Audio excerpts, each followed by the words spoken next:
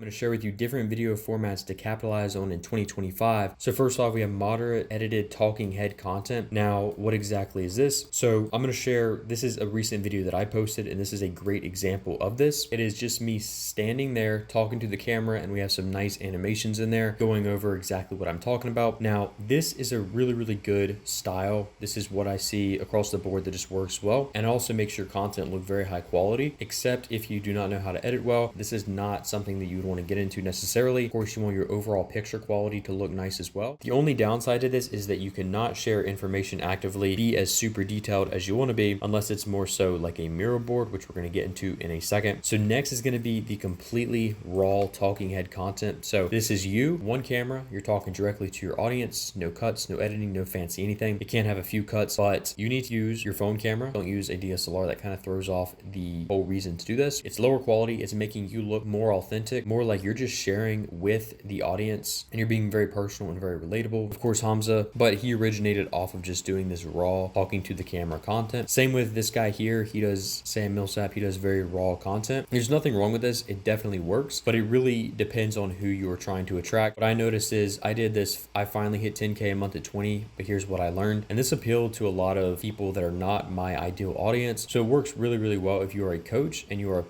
appealing to a age group around 20s. Say they are in college and they want to leave college, they want to make money online. So just understand who you're trying to appeal to. From what I found personally, the very raw videos here, they work a lot better for a younger audience, especially recent. These have actually come quite trendy. I posted this for a client, got 23,000 views, and this was a very similar raw video. So when your business should use this for building personal brand and trust, addressing controversial topics in your industry, sharing personal business stories, and when you want to maximize authenticity. So again, this comes across the best because there is no edits. It makes it feel like you're not hiding anything. And in the last few months or even the past year, there's been such hyper edited content that people kind of got tired of it. So I would recommend this as first few videos to start, sprinkling them here and there with your content, but really making all the videos like this, I would not necessarily recommend, because it's hard to share information that is very niche or very specific whenever you're just talking to the camera with no graphics, no pop-ups or anything like that. Next is going to be the whiteboard sessions. This is you standing at a whiteboard, drawing out concepts as you explain them, why your audience craves this. So it's complex ideas become more simple. They can follow your thinking process in real time. So Charlie Morgan does this, FitX Business, Sam Ovens. He was one of the original guys to actually do this. Same with Charlie Morgan. Now, none of my clients do the whiteboard content, and I'm going to tell you exactly why. It is very hard to get the lighting right on this. A lot of times the whiteboard is reflecting a softbox, so it's difficult to get your face lighted properly as well as the whiteboard lit properly. It's not necessarily bad, but it is hard to try and break down your offer into a whiteboard presentation, especially if you have a lot of information you want to share. It's just not the best in my opinion. I've done whiteboard videos in the past. They didn't really perform that well.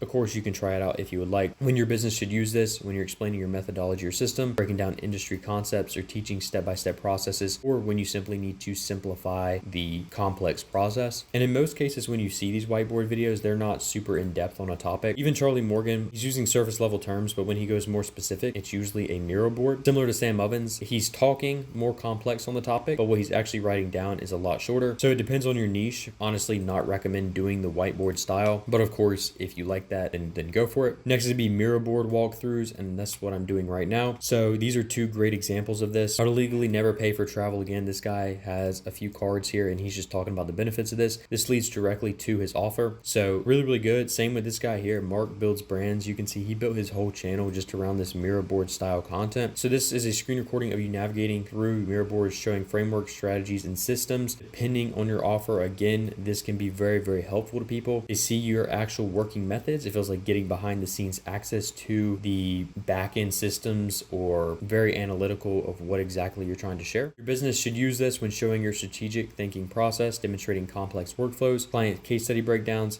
So that can be like, I got this company X results, or I got this student X results, and you're breaking it down on a mirror board, see everything you implemented. When you want to show methodology, and of course your business results, builds massive credibility, great for consulting and agency businesses. What I find with these is a lot of times, if your topic is overly complex, people just get so lost. So you want to make it more surface level. Next is going to be the Google Doc deep dives. I really enjoy these. These are very simple to make. So this is a screen recording of you going through actual Google Docs, your processes, templates, and strategies, why your audience is obsessed with this. It's the ultimate transparency. So they're seeing your actual business like document of breakdown of this is exactly what I did. And it's so simple too. You're talking about what you're reading, so you don't have to go and use a script. Even right now, like I'm not using a script or anything, but your business should use this when you're sharing processes, actual systems, case studies, when you want to maximize transparency. So out of all the videos that I've kind of mentioned so far, this is one that I would recommend because you can easily make the document. It's not stressful and it's very easy to film, record, and post. And this is what some of my clients have done. For example, Kurt here, he did this one and it's actually his most viewed video, got 3.3K views. Next is going to be slide presentations. So this is clean professional slides with you presenting. So this can even be with a whiteboard or already pre-made slides. It shows you've done the research, you're organized, and you're professional. These are two people right now in the space that are doing this. Ravi, so he uses, as you can see here, he's actively drawing here, whereas Imangaji, he just has pre-prepared slides that he's talking about. As you can see, this is what he's implementing on the side here. So this is actually a bit easier because you can't offload it. It does actually look a bit more professional than the just straight drawing on an iPad. But when your business should use this, so data-driven, formal presentations, when you need to appear authoritative, builds credibility with clients and positions you as an industry thought leader. This is more so B2B. I would recommend this, not necessarily doing coaching services. It wouldn't really necessarily be the best for that. So now we are going to break down exactly what you should implement. So first off, what is easiest for your audience to understand? So if you're in the B2B space or if you are in the B2C space. Now, when I say B2B, I mean, if you are an agency, you pretty much sell a service. You sell a service to other businesses. Now, B2C, what I mean by that is if you are a coach selling your services to 9-to-5 people, college kids, it's just different type of content. First, determine that route. And then from there, what is easiest for me to be consistent with? You're going to post 30 to 60 of those videos, see which ones perform the best. Like you want to see if this performs great. In this phase here, you want to try out other videos. So I would do a lot that you're very comfortable with, but a few in there that are a bit harder to do. You're just gathering data whenever you post these 30 to 60 videos. You want to evaluate the winning style and then implement that style for the rest of your videos. Now I'm going to share with you what works for my clients. So mindset motivational vlogs. This is better for completely raw, very light edits.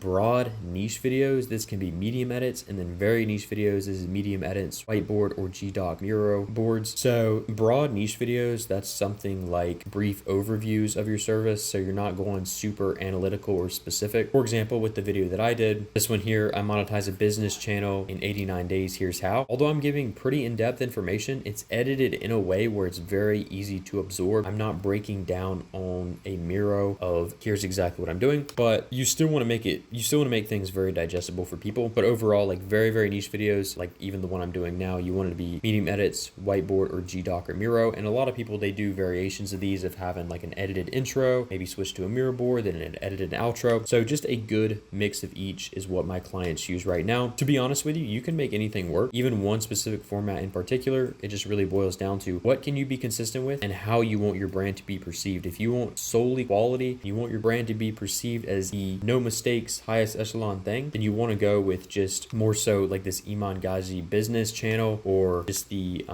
content like this. So it's really up to you, but these are all winning formats right now that I see in the online business space on YouTube. So feel free to implement any of these. If you have any questions down below, do let me know. And if you are a business, you're looking to scale your offer with YouTube, go check out my landing page here and see you later.